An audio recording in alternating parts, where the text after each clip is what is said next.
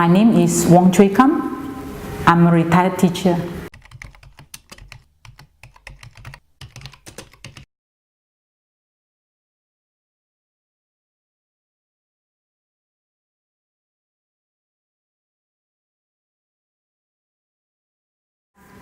When I first accepted Christ, I'm already involved in the MCCC ministry.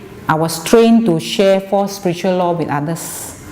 And in the campus, together with other Christians, we also went out to the colleges to share gospel with the students there.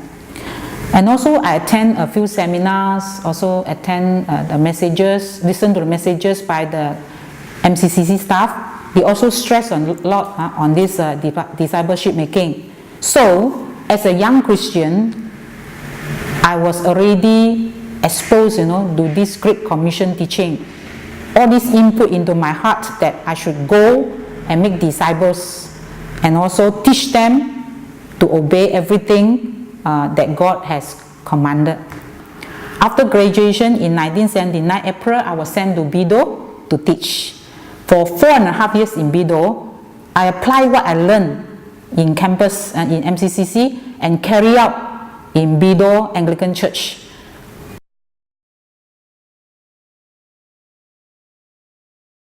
And then at that time, MCCC have this village staff. So we decided to invite this village staff to come to Bido to give training to these young people. So they not only come, they also screen the Jesus film. So from the Jesus film, we also invite a lot of students from my school to come and see this show. And it's a very good show. In school, I also invite the students to come to church wherever I have the opportunity. So our church will hold different type of evangelistic meetings, like we have this birthday evangelistic party. We also hold a picnic. Sometimes we hold this evangelist film show at night in church. We have this tuition class, invite them. During the tuition class we are sing the English songs, in Christian song in English. Then after that we will teach them the English words. Of course we will share the gospel through that.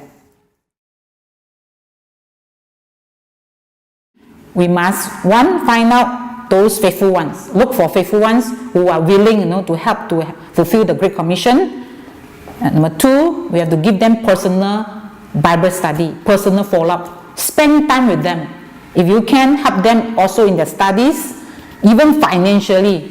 See what their needs, Number 3, we have to give them training in personal evangelism. Bring them to camps to have this type of training, or you yourself organize this training and give them training. And then bring them out. Number 4, bring them out to do evangelism. Do together with them. Show them how to do. Let them observe. Ask them to pray for you. After some time, let them do. And then you pray for them. And then finally, let them do follow-up with some younger Christians. Let them have some responsibility to learn how to do follow-up. We also observe them how to do and encourage them and teach them how, so that they know how to show their love and concern to others also.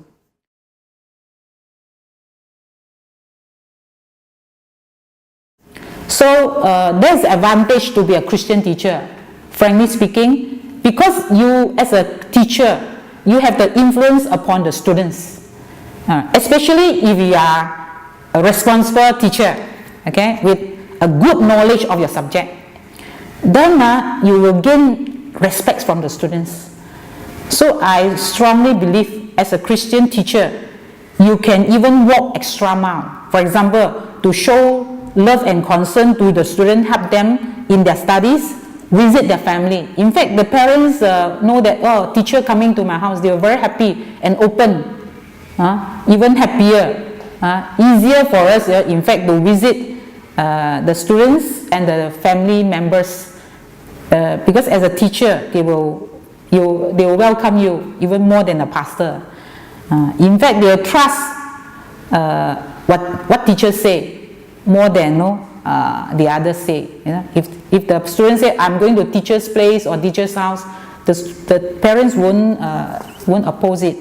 They will be very happy So it's a privilege, you know, to be a Christian teacher.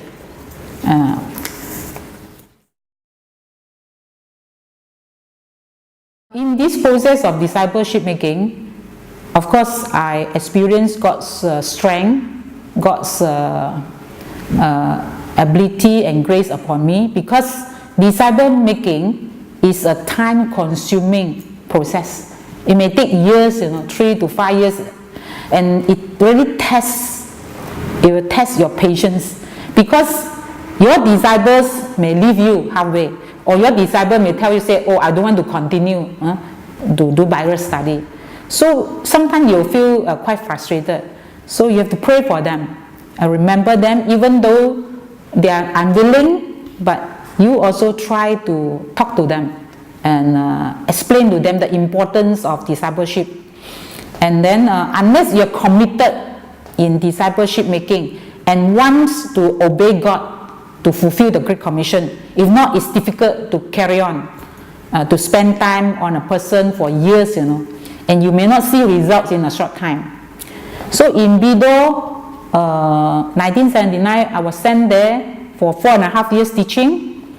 In fact, during that time, I don't see anyone of my disciples have any prominent leadership to lead the church. But I just keep on doing my part to teach them, you know. It's God who works in their heart. After I left the church, they have nobody to depend. So they have to stand up, you know, to lead. They have to do discipleship themselves. And I see that after a few years I left, I can see the results. Because after I left, they remained there in the church to do the discipleship, to preach the gospel, to help the student. Then after that, they have to leave the place. Then they also left behind another group of students to do the work. So it's a process go on. I really thank God for what He has done in my life. He has not only changed my life, He also used me to change other people's life. I thank God for giving me the opportunity to serve Him. All glory to God.